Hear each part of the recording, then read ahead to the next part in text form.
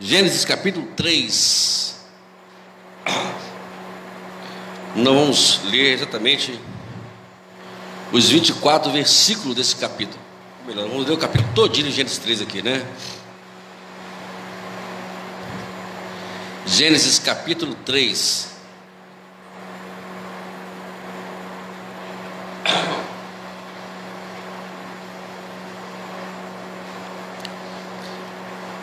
Vamos lá? Estamos juntos? Diz assim: mas a serpente, a mais astuta do que todos os animais selvagens que o Senhor Deus tinha feito, disse à mulher: é verdade que Deus disse: não como do fruto de que nenhuma árvore do jardim? A mulher respondeu à serpente: do fruto das árvores do jardim podemos comer livremente, livremente está outra versão, né? Mas do fruto da árvore da vida, a árvore que está no meio do jardim, Deus disse: vocês não devem comer dele, nem tocar nele, para que não venham morrer. Então a serpente disse à mulher: é certo que vocês não morrerão, porque Deus sabe que no dia em que dele comerem, os olhos de vocês se abrirão, e como Deus, vocês serão conhecedores do bem e do mal. Vendo a mulher que a árvore era boa para se comer, agradável aos olhos e a árvore desejável para dar entendimento, tomou do seu fruto e comeu, e deu também ao marido, e ele comeu. Então os olhos de ambos se abriram, e percebendo que estavam nus, costuraram folhas de figueira e fizeram cintas para si.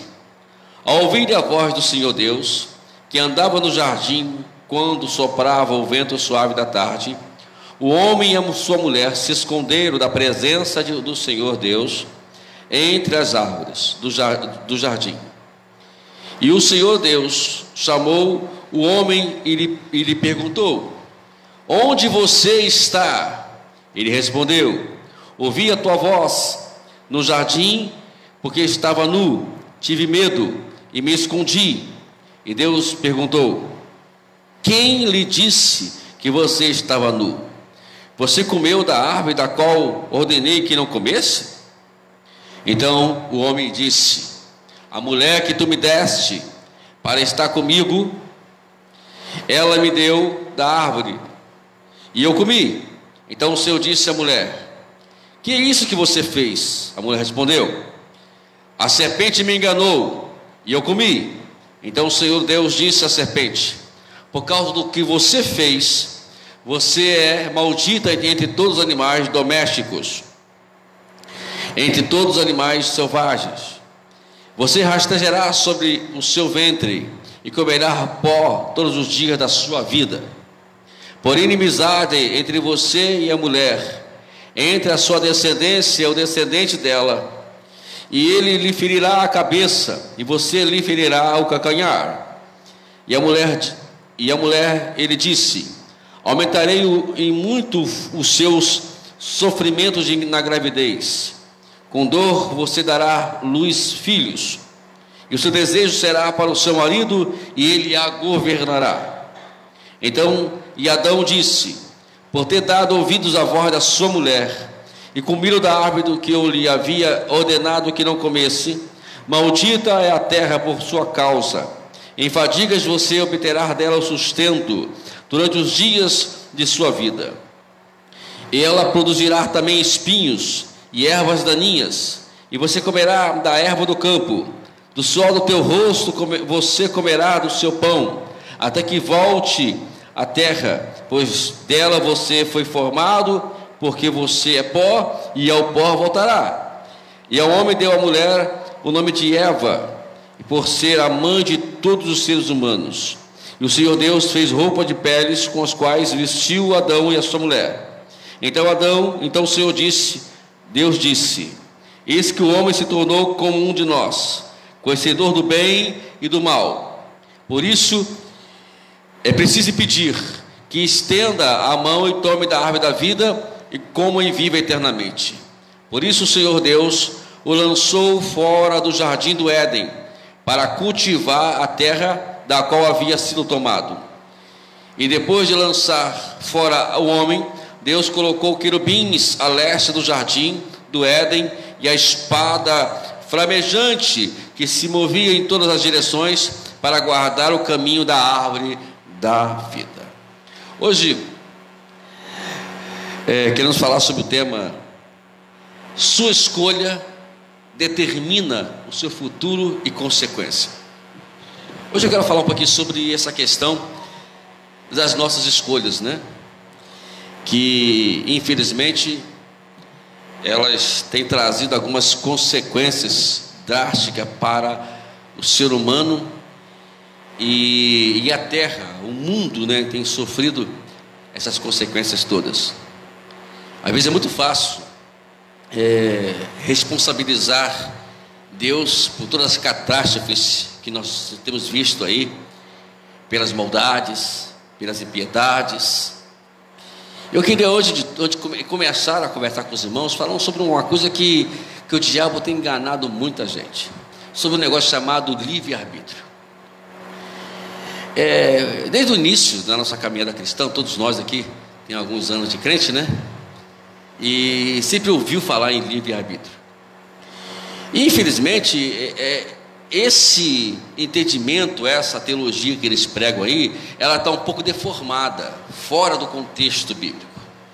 Deus deu livre-arbítrio para o homem, né? Como tivesse assim: olha, você faz o que você quiser e você vai ficar na boa, né? Então você pode fazer o que você quiser. Na verdade, se a gente for ler a Bíblia e estudar a palavra, não é bem assim que funciona o negócio, né? Não funciona bem dessa forma, como as pessoas pintam e pregam aí fora, né? O livre-arbítrio, um dia eu estava conversando com um rapaz no trabalho, e ele quis discutir comigo sobre isso. Olha, livre-arbítrio, não, peraí, tudo tem um limite, né? O livre-arbítrio, ele apenas serve para mostrar para mim, para mostrar para todos nós, né, para mostrar para nós mesmos que nós estamos errados com nossas escolhas. Eu tive o livre-arbítrio de escolher algo, ou alguma coisa. Eu quebrei a cara, e por causa desse livre-arbítrio que eu tenho de escolhi mal, eu observei que eu cometi um grande erro. É o caso aqui, né? Nós vamos ver no contexto, no texto, né, no capítulo 3 de Gênesis, diz a Bíblia. Aqui, nós lemos aqui, eu fiz questão de ler todo o capítulo juntamente com os irmãos, para a gente poder familiarizar mais com a passagem bíblica. Você observa que o homem estava livre para fazer o que ele quisesse. Deus não colocou ele preso para poder não comer da árvore do conhecimento do bem e do mal que estava no meio do jardim. Poderia muito bem Deus, se Deus quisesse, né, poderia pegar, botar uma cerca, né? Uma cerca, ou colocar uns querubins, como colocou aqui na árvore da vida, para poder impedir que o homem comesse da árvore do conhecimento do bem e do mal. Mas de alguma forma Deus, ele queria, essas lições aqui do capítulo 3, ela tem muitas lições aqui, muitos aprendizados aqui, e a gente vai procurar aqui, trazer para os irmãos, constantemente essa passagem com outros temas. Mas o tema de hoje que eu quero dizer para os irmãos é exatamente esse, né? A escolha, Deus ele teve a sua escolha. A escolha do homem foi comer da árvore do conhecimento do bem e do mal, daquela árvore que justamente Deus tinha dito para não comer. Não coma. E ele deixou se enganar. Existe outra teologia que se prega aí, que o diabo tem culpa de tudo. Na verdade não, o diabo aqui não tem culpa de nada aqui. O diabo não foi o diabo não colocou, sabe, uma arma na cabeça da Eva e nem de Adão, para dizer assim: você come, senão mato vocês aqui agora. E assim continuou aí fora. O diabo, ele não vai de maneira alguma obrigar ninguém a fazer nada, ele dá ideia, né? E busca justamente esse ímpeto nosso, que é o orgulho, que é a soberba, que a gente tem que quebrar isso, é o eu, né? E Deus quer mostrar para nós, nos dando esse livre-arbítrio, para poder nos dar, sabe, um entendimento que existe algo de nós que precisa ser quebrado. Diz tem uma passagem bíblica que fala assim, né, capítulo 17 de Jeremias, agora lembrei, Jeremias 17, versículo 9, diz, olha, o coração é perverso e enganoso. Aí ele faz a pergunta: quem o conhecerá? Quem conhece o seu coração? Essa foi a palavra que Deus deu ali e perguntou para todos nós: quem conhece o seu coração? Nós temos um problema muito sério, a gente acha que nós nos conhecemos. É justamente diante das afrontas, dos ataques satânicos, que a gente vai saber, né, se nós conhecemos nós mesmos ou não. Né, no caso aqui, Adão e Eva acabaram caindo nas armadilhas de Satanás. Perderam o privilégio de viver eternamente no Éden, porque fizeram uma escolha errada. E Deus tinha dito para eles. Se os irmãos for observar o texto que nós lemos aqui, a questão da ordem, ela está direcionada ao homem. Ele não disse para Eva: eu falei para você não comer, Eva, e você comeu. Não, ele disse para Adão: olha, você deu ouvido, foi lá, comeu do fruto da sua mãe, mas sabe uma coisa, a ordem que foi dada a você. Eu falei com você para não comer da árvore. Eu acredito numa coisa, irmão, parece uma tese minha, me perdoe aqui os irmãos que vão me ouvir, os irmãos que estão vendo, é uma tese minha. Talvez se Adão não comesse, talvez não traria tanto problema como traz problema hoje. Por quê? Porque quem foi formado do pó da terra? Não foi a mulher, foi o homem. E toda a consequência, né, dessa escolha, né, veio justamente do que nós vimos hoje, né, os espinhos, os asbrolhos e outras coisas mais daninhas e vemos no mundo hoje, tudo consequência. Então, quando nós escolhemos as coisas erradas na nossa vida, sempre vai haver consequência. Deus não criou a gente para podermos seguir a nossa própria ideia ou filosofia. Deus nos criou para seguir a ideia dele, para seguir os princípios dele. Tanto que depois que o homem pecou, que o homem vacilou com Deus, foi expulso do jardim do Éden, Deus começou a trabalhar para poder criar uma imagem, para criar algo que o homem pudesse se espelhar, que o homem pudesse olhar para aquela pessoa, olhar para aquilo e seguir: esse aqui é meu exemplo, esse aqui é meu padrão. E foi por isso que Jesus veio a outra terra. No capítulo 8, versículo parece 39 ou 40, não lembro agora diretamente, ali está no finalzinho do capítulo 8, fala que, não, capítulo 28, 29 parece que está diz sobre isso, que ele nos criou para podermos sermos a imagem de Cristo. Quando Deus nos deu hoje um modelo, um padrão para podermos seguir, que é Jesus. Então, quando eu escolho não Jesus e começo a escolher as coisas erradas que não conferem o que Jesus ensinou, eu sempre falo que existem 3 capítulos na Bíblia que eu sempre gosto de falar isso, né? Toda vez que eu vou ensinar, eu falo capítulo 5, 6 e 7 de Mateus. Eu acredito que esse capítulo deve ser um capítulo que a igreja tem que ler constantemente. Por quê? Ali estão exatamente ali os princípios do reino de Deus.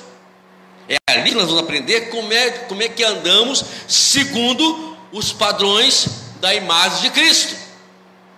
Quando eu saio fora desses 3 capítulos, quando eu saio fora desses princípios, tanto que as epístolas, as cartas, tanto começando ali em Romanos até Judas, todas essas cartas foram escritas para as igrejas dentro desses princípios ensinados por Jesus no capítulo 5, 6 e 7 de Mateus. Então, explicar hoje sobre o livre-arbítrio é deixar bem claro para todo mundo que mesmo que o homem tenha livre-arbítrio, o que vai determinar o futuro do homem é a soberania de Deus. Nada, irmãos. Se o homem tivesse se o livre-arbítrio fosse uma coisa muito boa, Deus não ia intervir. Nós vemos muitos casos de Deus intervindo. O homem vai, age, né? Com seu livre-arbítrio, Deus vai ali, vai intervir. Temos vários casos na Bíblia. Tem o caso de Moisés, o caso de Abraão, de Jacó. Ele teve a livre-arbítrio de fazer o que ele quisesse, não é verdade? Mas a realidade ali que prevaleceu foi a soberania de Deus. É ela que prevalece nas nossas vidas. É tanto que tem uma oração que quando você orar assim, tome cuidado para você orar dessa forma. Se você for orar, você vai viver isso de uma forma bem clara. Essa é a oração. A oração que alguns podem fazer, e alguns fazem, e essa oração é muito forte, diz assim: Senhor, haja em mim soberanamente. Haja em mim com a sua soberania. Aí você já determinou Deus, só está aqui que eu ajo soberanamente na vida de você, né? Então eu já vou cortar isso, já vou cortar aquilo, já vou quebrar aqui, vou quebrar ali. A primeira coisa que Deus vai fazer na nossa vida é quebrar a gente, porque Ele sabe que a ação soberana, a ação soberana só vai ter efeito se Deus quebrar o meu ego, o meu eu na minha vida, e eu entender, independente disso, que eu preciso, né, buscar a Deus. Eu tenho aqui uma passagem bíblica. Os irmãos quiserem anotar, anotem, porque a gente não pode aqui parar para poder esperar os irmãos lerem. É Isaías, capítulo 46, versículo 9, versículo 10. Observe o que diz esse versículo. Deixa eu ler o versículo 9 aqui. Olha o que diz aqui: lembre-se das coisas passadas, das coisas da antiguidade, que eu sou Deus e não há outro, que eu sou e não há outro semelhante a mim. Está falando do quê? De soberania. Eu sou Deus. E aqui ele repete, ele fala duas vezes sobre isso, fortificando a ideia que ele é o único e não há outro. Não existe essa questão de querer ludibriar essa ideia, porque Deus está dizendo: eu sou o único. Desde a antiguidade eu faço as coisas prevalecer. E se a gente for, amados, olhar de uma forma bem assim, bem minuciosa na Bíblia, bem clara, buscando uma forma bem profunda na Bíblia, você vai ver que Deus trabalhou sempre assim, soberanamente. Ele deixava o bicho correr, deixava correr. Tem o Sansão correu, aí tal. Um dia Deus foi, acabou Sansão. As coisas acabaram. Agora você vai ser, agora eu vou mostrar para você que agora isso tem que acabar. E ele acabou. Aí Sansão foi preso, não foi? Aí foram as 2 horas de Sansão, fizeram a maior burrada de amarrar Sansão nas 2 colunas do palácio. Olha só, foi tudo uma ação de Deus, né?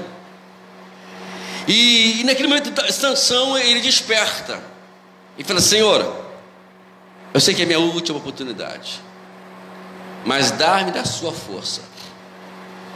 Ali estava naquele local todos os filisteus, os inimigos que era para Sansão matar quando ele estava bem, para acabar, exterminar todo mundo e para de ficar brincando com as coisas.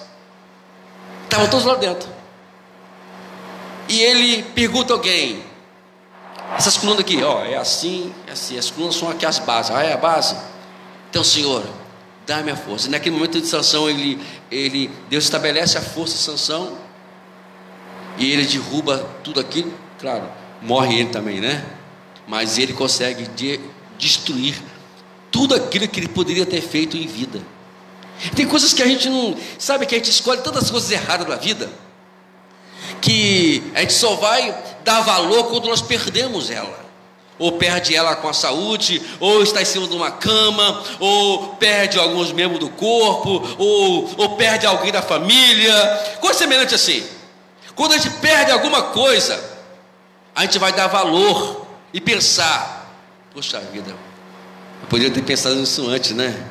Eu poderia ter evitado isso, eu poderia ter evitado essa situação toda, eu não evitei, e agora perdi. Eu me lembro uma ocasião de um amigo nosso, vizinho, né? Meu irmão teve um sonho. Ele estava desviado, rebelde. Não só desviou, mas ficou rebelde mesmo, né? E meu irmão teve um sonho. Nesse sonho, ele não sabia, meu irmão era muito novo nessa época, tinha menos de 10 anos de idade. Eu acredito que é mais ou menos isso mesmo, menos de 10 anos de idade.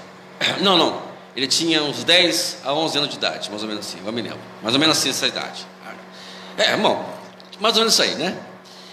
E ele teve um sonho, meu irmão era ainda adolescente, criança. Aí disse para minha mãe: ó, mãe, eu tive um sonho assim com o irmão, com o fulano de tal. Minha mãe foi lá e contou para ele: ó, e o sonho era o seguinte: se não voltasse para Jesus, ele ia perder uma coisa muito querida. E ele foi e não deu ouvido. Demorou aí uns dias, não sei quantos dias demorou.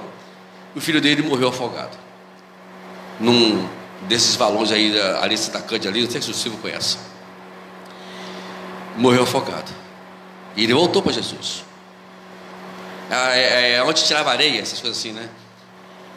Ele morreu afogado e ele voltou para Jesus. Aí voltou para Jesus, né? Está até hoje ainda com Jesus, mas poderia ter evitado isso. Tem coisas que pode ser evitado. A gente perde muitas coisas na vida por causa das nossas escolhas. E Deus tem coisas que Deus não vai negociar com a gente. Não adianta você querer negociar com Deus: ó Senhor, é inegociável a soberania de Deus, os princípios de Deus. É inegociável. Deus não vai negociar o que Ele já determinou para a gente. Ele também não vai dizer para você o que você tem que fazer, porque você já sabe o que tem que fazer. Então, Adão tinha dado a ordem a Adão: olha, você não pode comer da árvore do que está no meio do jardim, porque se comer você vai morrer. E acabou que no final das contas, porque se ele comeu, porque ele participou, ele sabia que não podia comer, porque ele comeu. Aí essa é a pergunta sempre, né? A gente brinca tudo, né, amados? Que a mulher é culpada. A mulher não, a mulher não foi a culpada, fique tranquila, viu, amados? O culpado foi o homem. Então está aqui no versículo 9, falando sobre a soberania de Deus. Agora, eu observe o versículo 10, que eu vou ler para os irmãos. O que fala aqui? O versículo 10: desde o princípio anuncio o que há de acontecer, e desde a antiguidade revelo as coisas que ainda não sucederam. Eu digo, o meu conselho, olha só, o meu conselho permanecerá de pé, e farei toda a minha vontade. Aqui é a ação soberana de Deus. Desde o princípio eu faço tudo acontecer. Eu já revelei tudo já. Quando você não tem aquela história do espermatozoide que vai correndo no óvulo óvulo ou na barriga da mulher, não sei como é que é o negócio lá, vai correndo, né? E quando sai uma porção aí, e somente um que entra no óvulo, né? 2 milhões entra, e só um entra. E é justamente você. Deus estava lá, irmãos, escolhendo justamente você, né? Chama de girino da barriga, né? Oh, meu Deus do céu. Esse pessoal faz a maldade com a gente quando a gente não era, a gente não tinha forma, né?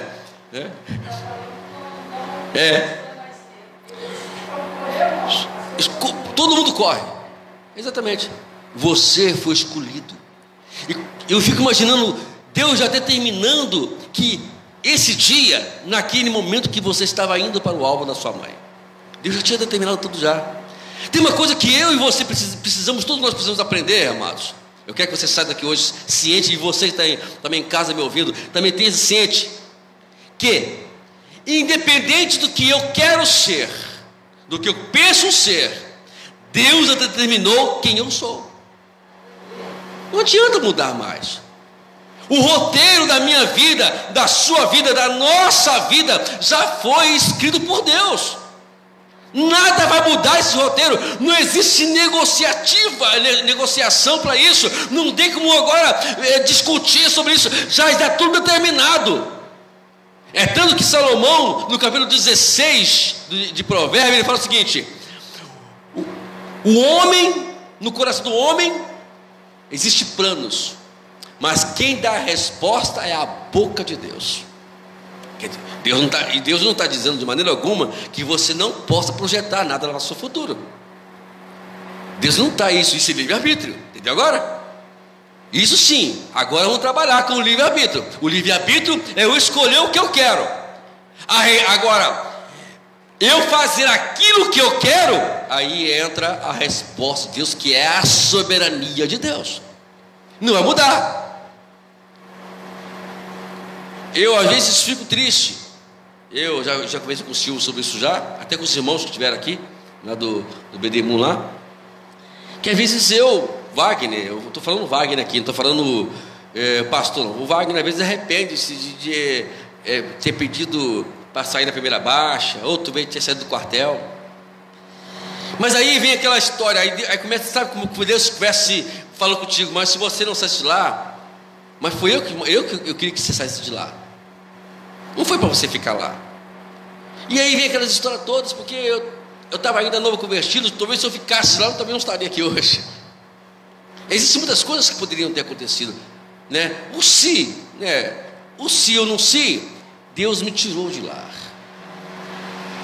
E a partir daquele momento, a minha vida modificou. Minha vida virou de uma cabeça para baixo, de cabeça para cima, né? Porque no caso eu me levantei espiritualmente. Mas tudo isso, irmãos, para poder ver que às vezes existem planos nossos, né? Para poder a gente elaborava isso, elaborava aquilo, mas de repente Deus muda tudo, quebra tudo, para poder mostrar o caminho que tem que ser. Porque existe a diversidade da vida. Elas existem justamente para isso. Elas existem, elas são permitidas justamente para poder nos moldar, né? Tanto que na versão da NVI, lá no capítulo 5 de Romanos, versículo 3, parece, não faz memória, o versículo 4, e o versículo 4 ali fala que quando fala de experiência, né? Fala de experiência, fala de, lá na NVI fala de caráter moldado, né? Isto é, moldar o caráter da gente. Aí, porque a diversidade vai mostrar para mim, como mostra para todos nós, quem realmente nós somos. Quem é você? Né? Seria uma boa mensagem que também podemos pregar hoje aqui, se tivéssemos tempo, podemos dar continuidade. Quem é você? Eu sou aquilo que está dentro de mim, mas eu só vou saber o que está dentro de mim quando eu me confrontar com alguma coisa que venha me soltar isso. Como é que eu vou saber se eu sou uma pessoa imperativa, que eu sou uma pessoa ruim? Quando alguém foi incitar as minhas maldades e eu jogar ela. Tem um ditado que fala que a boca fala, o coração está cheio, né? Essa é uma pequena realidade. Não é totalmente realidade, tá bom? Eu acredito que seja totalmente realidade, mas é uma pequena realidade. Nós vamos falar, Jesus me deixou bem claro isso, quando ele falou sobre os fariseus, falavam sobre a questão de lavar as mãos. Olha, o que entra no homem não contamina, o que contamina é o que sai do homem, é o que está dentro do coração. Então ele está dizendo o seguinte: eu preciso mudar o meu coração para que eu venha fazer a escolha certa, e entender que a escolha certa está debaixo da soberania de Deus. O meu futuro depende muito disso. O nosso futuro depende disso. O futuro do Brasil depende disso. De mentes, de pessoas que a qual entenda que o que faz mover esse mundo é a soberania de Deus. Mas as escolhas erradas, infelizmente, têm trazido consequências ruins para o nosso país e para o nosso mundo. E aqui nós vemos isso acontecer. E Deus já sabe de tudo. Ninguém engana a Deus. Ainda em Jeremias, capítulo 29, versículo 11, diz o seguinte: eu é que sei que pensamentos tenho a respeito de vocês, diz o Senhor. São pensamentos de paz e não de mal, para dar-lhes um futuro e uma esperança. Deus, quando olha para mim, quando olha para vocês, Ele tem pensamentos bons. E tudo que acontece conosco, por exemplo, aqui, já passamos por isso já, e hoje a gente já é pais, já fomos filhos, né? E hoje somos pais, né? Quando você vê seu filho fazer alguma coisa errada, você vai ficar feliz, não vai? Ah, isso aí, faz errado mesmo, né? Quem vai fazer? Vai puxar o bichinho, vai disciplinar o bichinho. Eu me lembro como fosse hoje, nós morávamos no quarteirão, sabe assim, irmãos? É sempre assim, eu morava aqui, tinha uma rua aqui, né? Aí eu podia fazer assim, assim. Minha mãe, eu na frente correndo, minha mãe com a vara atrás de mim. Olha que coisa bonita. Que cena. Não tinha celular nessa época, né, irmãos? Para poder filmar uma coisa dessa, né? Para poder mostrar hoje, para você achar que eu não estou mentindo. Mas aconteceu. E ela foi correndo de mim. Aí, irmãos, olha, vamos entender isso aqui. O que eu fiz? Eu me escondi debaixo da cama. Ela me puxou debaixo da cama e pegou aquela vara, aquela fininha, Silvio, aquela que não machuca, mas deixa marca. Tinha aquele vermelhão assim na perna, viu, irmão? Tinha aquele vermelhão na perna aqui, mas que vermelhão bonito aquele. Eu era muito pequenininho, irmãos, eu era novinho nessa época, meu irmão não tinha nascido ainda. Mas eu me lembro desse fato. São fatos, são pequenas coisas da minha infância que eu me lembro. E minha mãe foi me dar banho. Não sei se você lembra disso ainda. Minha mãe foi me dar banho. Minha mãe, de uma forma tão espontânea, me dando banho. Tá vendo, meu filho? Ficou uma marquinha. Você foi correr de mim? Por que você correu de mim? Não adianta correr, não. É a mesma coisa, amados. Nós corremos de Deus. Corremos das nossas responsabilidades com Deus.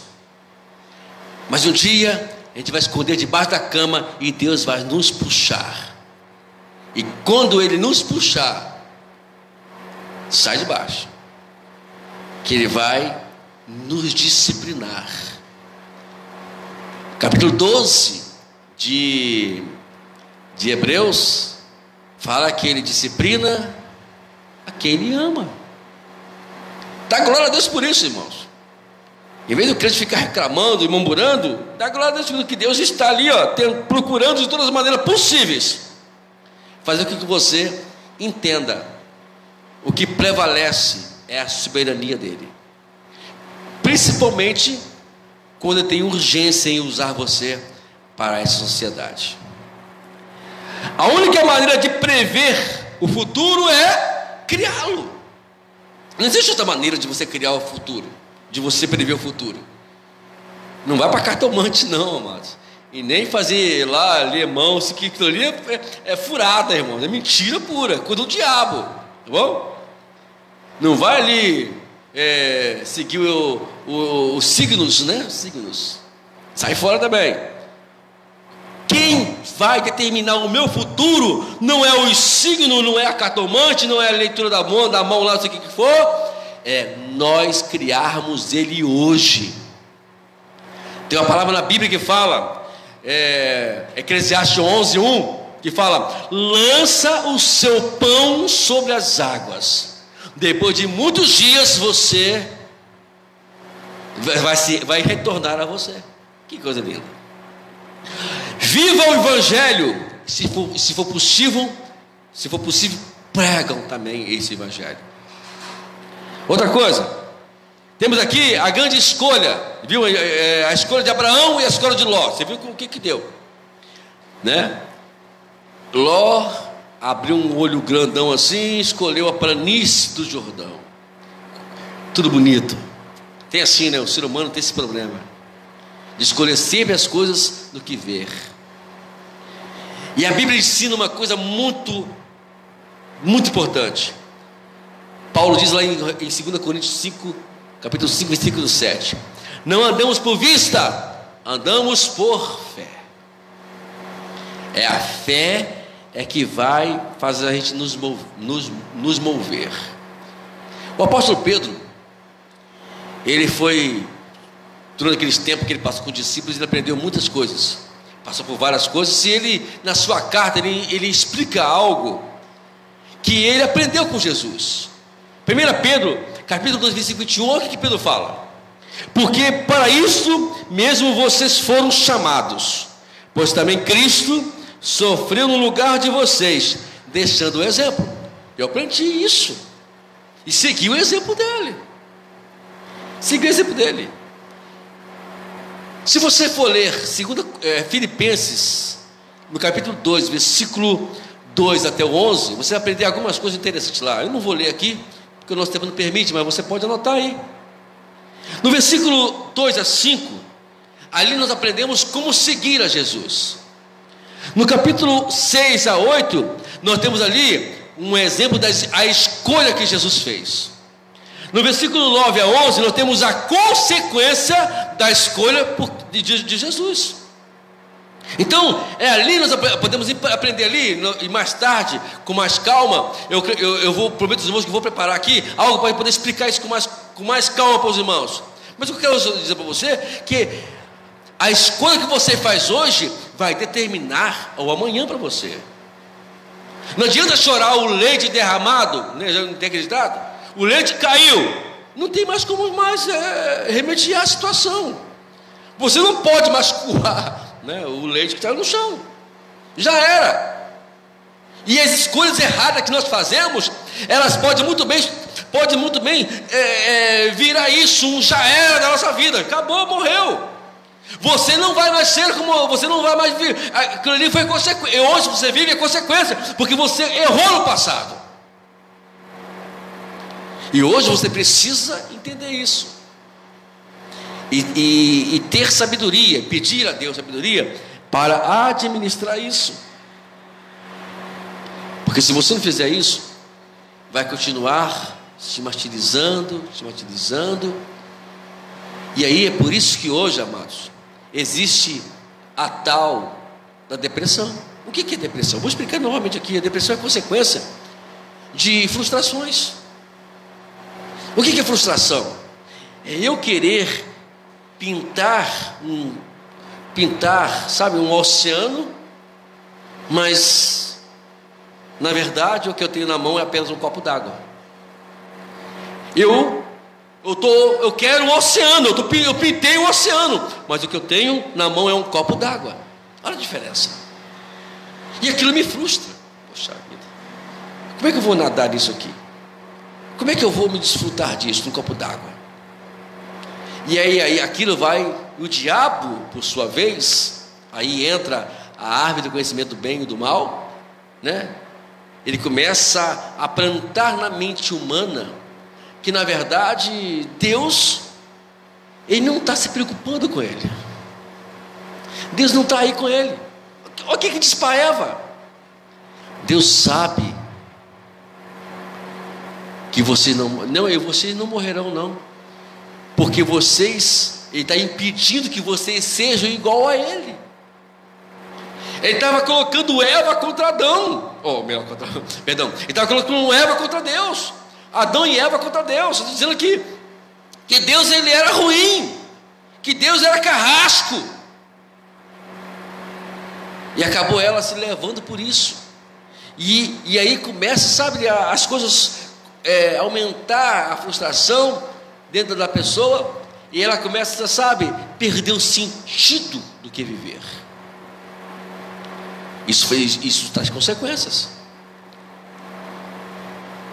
Você observa que a depressão ela tomou mais ponto do século 21 para cá. No século 20 você não ouvia falar em depressão, porque não existia a tão demasiada ansiedade, porque tudo a tecnologia é muito boa, irmãos, né? E quem sabe desfrutar dela, né? Mas por sua vez ela também tem que tomar um cuidado, que a tecnologia ela trabalha, ou o diabo está usando a tecnologia em algumas pessoas para trazer ansiedade, e a ansiedade não curada, ela vira frustração. Uma frustração não curada vai virar depressão. É onde nós vimos aí pessoas ricas. Se mesmo tem um cantor, irmãos, o cara é podre rico. Escuta aqui, Silvio. uma dupla sertaneja aí, podre de rico, dinheiro que não sabe nem quanto tem, ele não tem ideia do que ele tem na conta bancária dele. Tudo na vida. Um rapaz bonito, canta bem, famoso, cheio de fãs.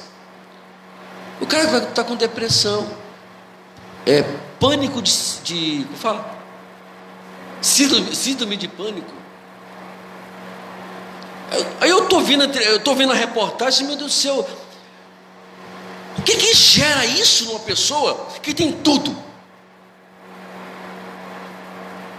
Imagine eu, meu Deus, duro igual um coco. Olha só, senhor, olha só, irmã Vânia, duro igual um coco, o carro cheio de problema. Um dia eu tive que parar o carro porque não tinha combustível para poder andar com o carro. Eu tive que parar o carro, botei o carro na garagem e vim de carona com o Silvio. Se não, Silvio, hoje estou assim, o carro não dá nem para o mesmo carro não. Quinta-feira retrasado, né? Eu vim aqui no culto, da última quinta-feira, vim com o Silvio de carro.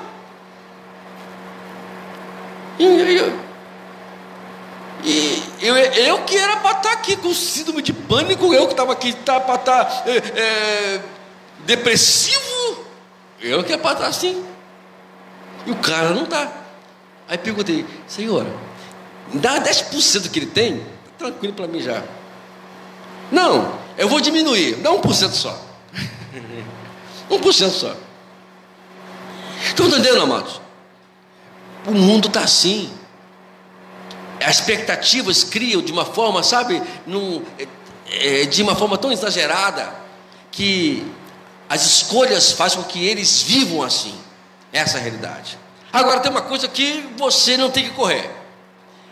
Aquele que havia escolhido o amor criou um ser que poderia amar sem retribuição.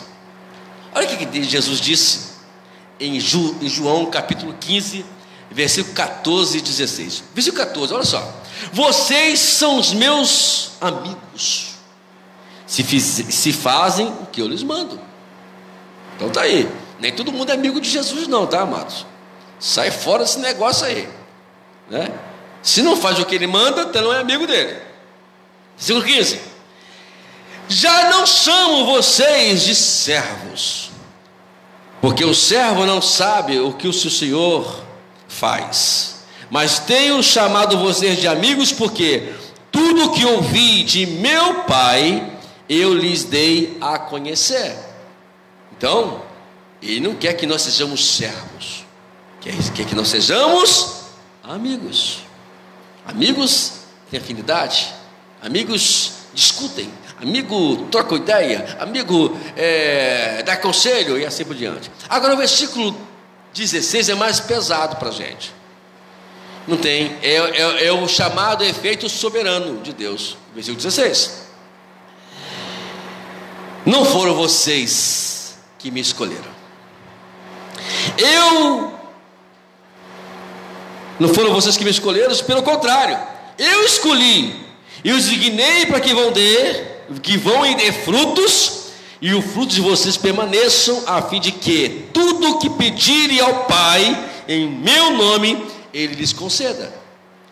Aí que está o detalhe: porque nós não temos tudo o que queremos, o que Deus quer nos dar. Porque Ele nos escolheu para quê? Para que viemos produzir. Quando eu não produzo, eu escolho exatamente estagnar, eu escolho exatamente parar, eu escolho exatamente levar a revelia, como nós estávamos conversando no carro agora com o Silvio. Pastores brincando de igrejas, vende igreja, pai, fica vendendo igreja. Irmãos, eu tenho uma coisa que eu não consigo, é ver pastor vender igreja, negociar a igreja. Ele falou assim: olha, eu escolhi vocês para que vocês frutifiquem. Detalhe, não é somente frutificar, é que o fruto também permaneça em vocês. Aí sim, tudo que vocês pedirem, meu Pai, Ele vai lhes conceder. Então aqui está dizendo o seguinte: eu escolhi vocês para isso. Vocês não querem, não? Tudo bem. Então vocês vão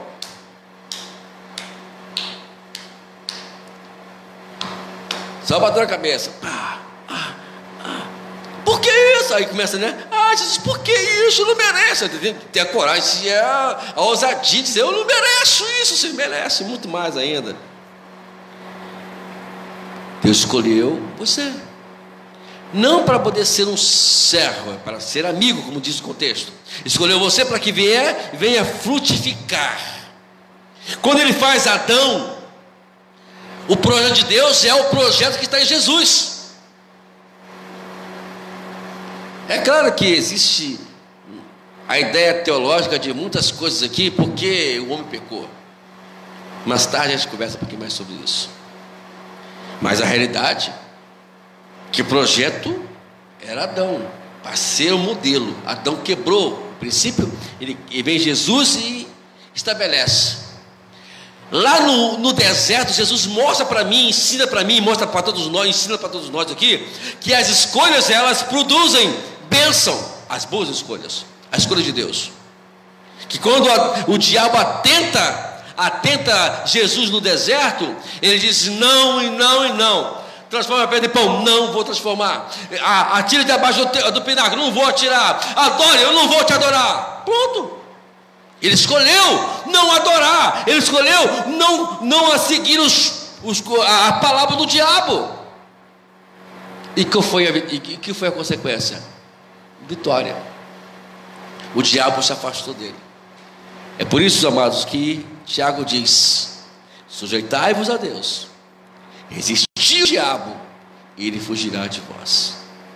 Antes de tudo, é andar debaixo da soberania de Deus.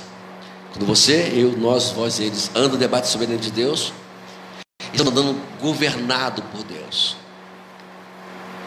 guiado por Deus, protegido por Deus. E para terminar, deixa eu falar aqui essa conclusão que eu escrevi aqui para os irmãos. Escute só aí: não tenha medo de trocar o roteiro da sua vida. Você só descobre novos caminhos quando muda a direção. Não tem medo, não. Nós criamos roteiros, e hoje é preciso que nós viemos rasgar esse roteiro. Por isso que Paulo diz aos Coríntios, na sua segunda carta, 5,17: se alguém está em Cristo, nova criatura é. As coisas velhas se passaram, eis que tudo hoje se faz novo. Acabou. No grego ali está dizendo o seguinte: você nasceu de novo, você foi formado de novo. É claro que ali, como Pedro diz lá no capítulo 21, versículo 21, no capítulo 2 que nós lemos aqui, que ele é o modelo, que ele é para seguir as suas pisadas. Então, Jesus, a imagem, como nós falamos aqui no capítulo 8, versículo 29 de Romanos, a imagem do Filho de Deus, do primogênito de Deus. E só vamos seguir essa imagem, repetindo o que eu falei aqui no início da nossa conversa aqui, é lermos e seguirmos os princípios do capítulo 5, 6 e 7 de Mateus. Está tudo ali. Quando você, só para terminar aqui, para a gente poder dar como é que você vai fazer? Você ler,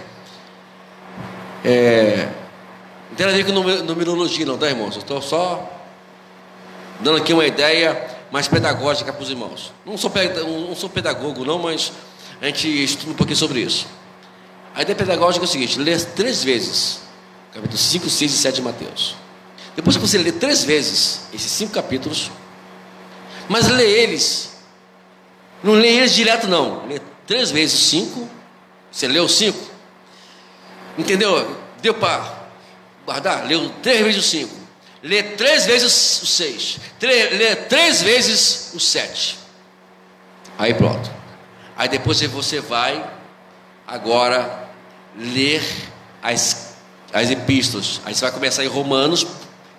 Esquece Atos dos Apóstolos. Nós não estamos ainda preparados para poder viver Atos dos Apóstolos, né? Então vá lá para Romanos, lê Romanos até Judas. Porque quando você ler de Romanos até Judas, você vai entender do que você vai, ele vai simplificar, os escritores ali vão simplificar o que Jesus ensinou nos 3 capítulos. É simples o negócio. A Bíblia é dinâmica por causa disso. Aí você vai ver como vai ser muito mais fácil você entender os princípios de Jesus. Tá ok? Amém?